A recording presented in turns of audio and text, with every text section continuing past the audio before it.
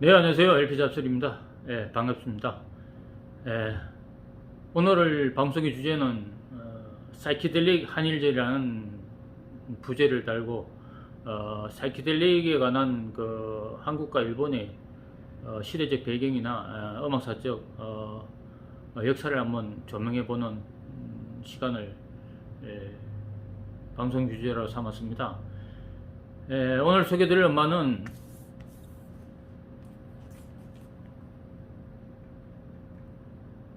예, 김정미의 나우 앨범과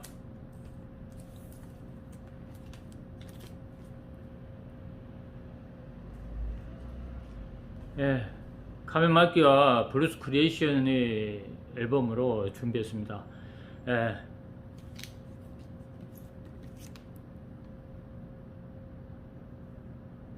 이 두 장의 앨범에 관해서 한번 이야기를 나눠보고 사이키델릭 당시의 시대적 음악사적 조류가 사이키델릭이라는 그 장르에 함몰되어 있던 그 시대적 배경을 한번 한번 생각해보는 그런 시간이 되었으면 합니다.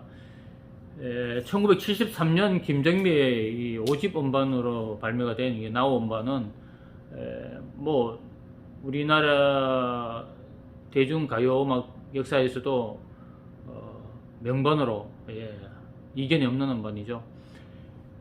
이 음반이 뭐 국내 음반에서 사이키델릭 음반으로 그렇게 많이 알려져 있고 그런 부분에 있어서의 어떤 음악사적인 그 음악적인 그 내용면도 굉장히 훌륭하고 신중년의 자작곡으로 모두 이루어졌습니다.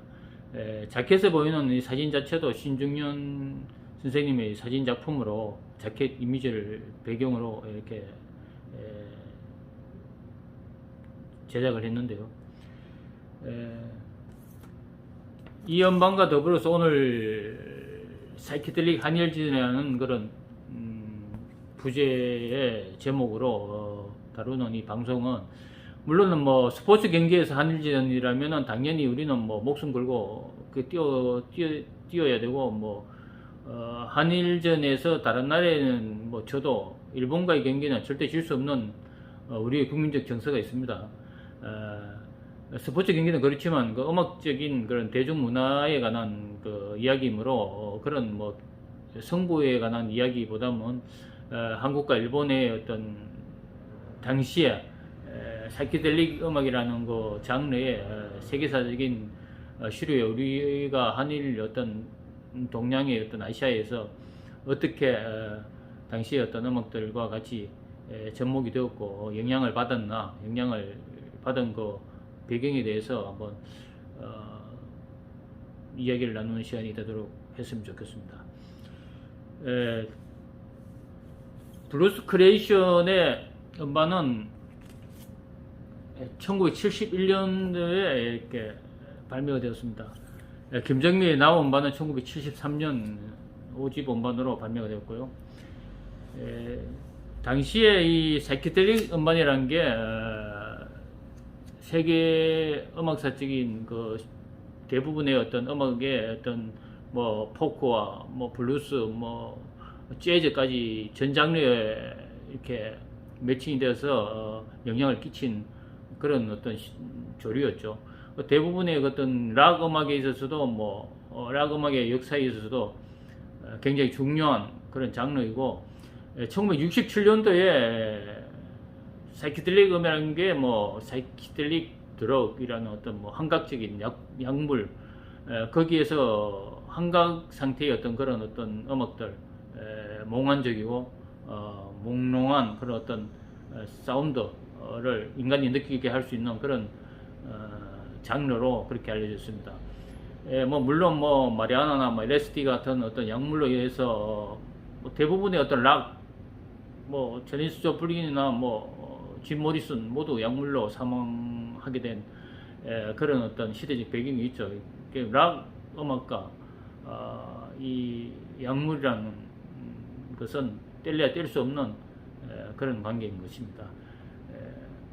우리나라도 뭐 물론 뭐 대마초가 뭐 언어로 뜰이라고 하는 그런 어떤 대마초가 뭐 또 약물로 그렇게 많이 대중 가수들에게 그 어떤 범죄로까지 이어지는 그런 환경이 되기도 했습니다만, 1967년에 사이키델릭 음악이라는 거는 뭐 짚고 넘어가지 않을 수 없는 그런 중요한 장르입니다.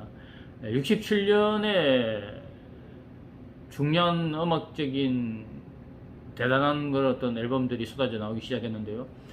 지미 앤더릭스가 데뷔 음반으로 Are You Experienced라는 그 67년에 발매된 음반이 있었고요. 도어스의 데뷔 음반, 그리고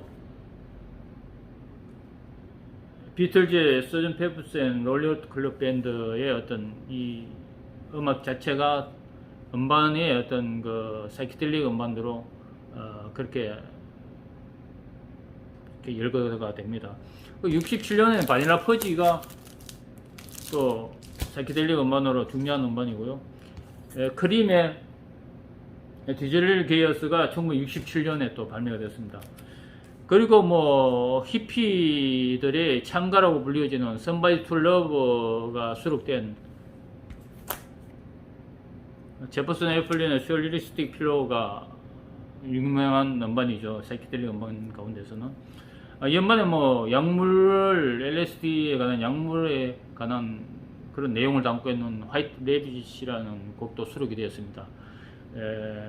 제퍼슨 에플린의 샌프란시스코를 중심으로 뭐 물론 그레이프 데드도 뭐 중요한 음악사적인 배경을 가지고 있습니다만은, 이런 샌프란시스코를 중심으로 한 히피들의 어떤 플라 무브먼트가 또 락 장르에서 중요한 역사적 배경이 됩니다. 이런 음반들이 67년도에 대거 쏟아져 나오면서 이 사이키델릭이라는 게 67년과 69년에 걸쳐서 뭐 정점을 맞이하는 그런 시기가 되는데요. 70년대 들어서면서 뭐 사이키델릭이라는 게 뭐 그 현대 주류 음악에서의 미국에서는 쇠퇴되는 시기가 됩니다만은, 이 동양에서의 어떤 한국과 일본에서의 연도적으로 보면 한 1971년과 73년이니까 뭐 시대적으로는 약간, 시기적으로는 약간 뭐 오차가 있을 수 있습니다만은, 거의 뭐 2, 3년 내에 어떤 그 음악들이, 사이키델릭 음악들이 이렇게 동양에까지 전이가 되면서 그런 음반들의 활동이 앨범으로까지 표시가 되는, 나타나는 그런 상황이 됩니다. 사실 이 69년도의 어떤 그 사이키델릭이라는 게 67년도에 이렇게 명반들이 쏟아져 나오면서, 뭐 66년도에 비치 보이스의 펫 사운드라든가 뭐 버즈의 핍스 디멘션, 그리고 뭐 리볼버 음반, 비틀즈 리볼버 음반이나 뭐 이런 음반들이 66년도에 이미 사이키델릭이 태동이 되는 시기였습니다. 이렇게 해서 67년도에 꽃이 피면서 뭐 사이키델릭 전성시대가 열리기 시작하는데요. 당시에 69년도의 어떤 시대적 배경을 보면은, 우드스탁 락 페스티벌이 69년도에 열리게 됩니다. 이것은 뭐 아주 중요한 락 페스티벌로 뭐 대중음악, 세계 대중음악사에 뭐 유례 없는 그런 어떤 역사를 가지게 되는 그런 락 페스티벌인데요.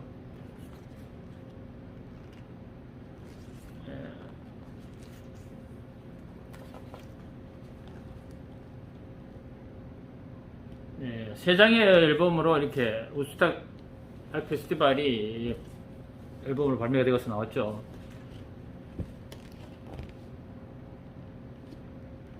약 40만의 군중이 운집을 한 대규모 락 페스티벌로서 1969년 8월 15일에서 19일까지 진행된 락 페스티벌입니다. 이 페스티벌은 뭐 많은 분들이 또 다큐멘터리 필름으로 나오고 많은 정보들이 있으니까 참고하시고요. 이 69년도에 일어났던 이 대규모 관중을 동원한 이 락 페스티벌이 뭐 이게 처음은 아니었습니다. 67년도에 몬트레이 팝 페스티벌이 20만 명의 관중을 동원한 그런 역사적인 사실이 있습니다. 이 우드스탁 락 페스티벌 이전에 1969년 일본이 8월 9일과 11일에 걸쳐서 재팬 포크 잼버리라는 그런 페스티벌을 기획했습니다. 우드스탁보다는 며칠 빠른 그런 역사적인 시기가 있습니다. 일본이 이런 어떤 대규모의 관중을 동원하는 포크 공연을 시작하게 된 그 배경은 무엇보다 경제력에 있다고 할 수 있겠습니다.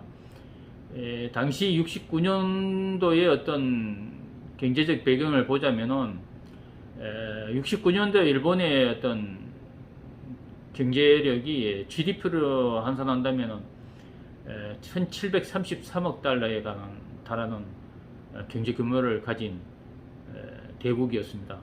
미국에 이어서 2위를 기록하는 세계적으로 대단한 경제력을 가지고 있었는데요. 1970년에는 2000억 달러에 달하는 경제 규모를 가지게 된 GDP로서는 당시 뭐 우리나라와 비교를 하자면은 70년도에 우리나라 GDP가 89억 달러였습니다.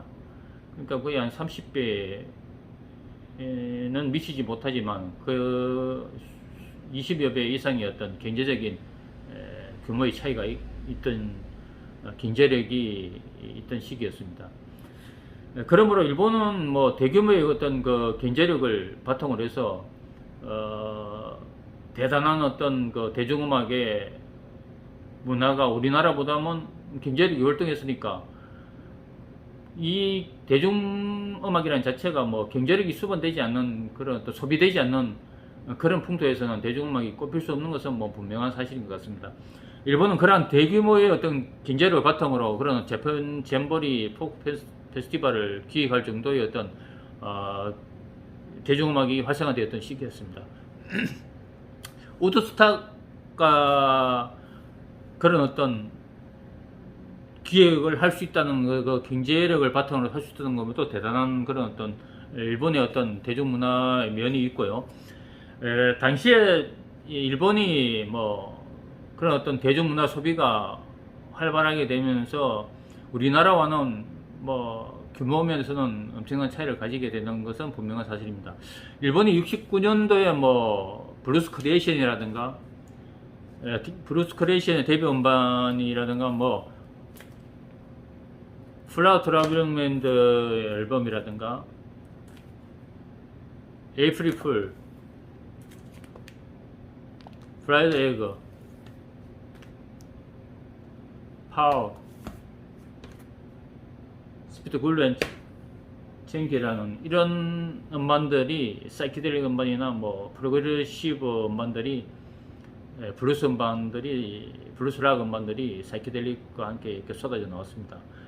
이외에도 많은 일본의 어떤 유명 밴드가 있겠습니다만은 이런 밴드들이 어떤 그러한 당시의 어떤 경제력을 바탕으로 해서 이루어지고 또 대중들이 소비하는 그런 시기에 있었던 일본으로서는 락 음악의 어떤 계약을 세계의 어떤 같이 함께 할 수 있는 그런 어떤 환경이 조성되었던 겁니다.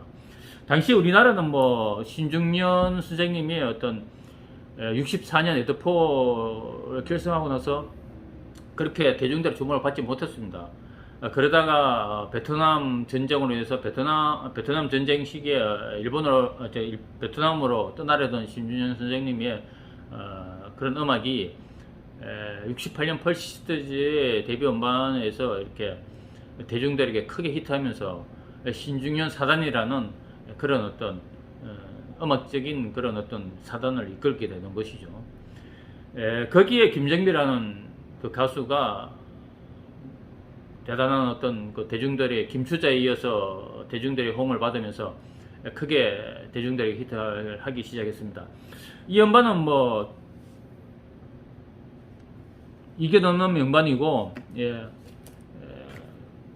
김정미에게 나온 음반은 뭐 최근 뭐 경매에서 1250만원의 경매가를 기록할 정도의 콜렉터들의 수집 품목 1위에 해당될 정도의 어떤 귀한 음반입니다.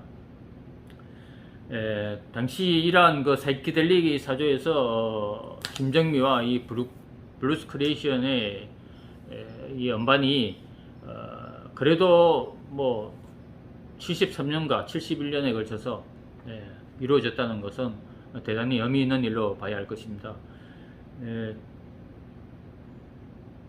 이 음반들이 뭐 유튜브를 통해서든 뭐 SNS 통해서든 음악들은 다 들을 수가 있었으니까 그리고 참고하시고요. 이런 음반들이 우리나라에서 이 음반은 신진영 작사 작곡의 모든 음반들로 채워져 있는 명실상부한 우리나라의 어떤 순수 창작곡으로 이루어진 음반입니다. 이런 음반들 자체가 사이키델릭 음반의 어떤 중요한 음반으로도 기록이 되고 우리나라 대중음악의 어떤 큰 그 흐름에서 중요한 음반으로 LP 음반으로 역사적으로 어떤 의의를 가질 만한 음반으로 그렇게 생각됩니다. 이런 사이키델릭 장르에서 뭐 우리가 흔히 말하는 이 세계 문화에 좀 뒤처진 당시로 봤을 때 어떤 경제적인 열악함, 우리나라로서는 뭐 경제적으로 뭐 개발도상국의 어떤 그런 위치에 있었기 때문에 어려운 시기였다고는 분명한 사실일 것입니다. 그런 와중에서도 이런 음반들이 꾸준히 발매가 되었고, 그런 음반들이 우리가 흔히 말하는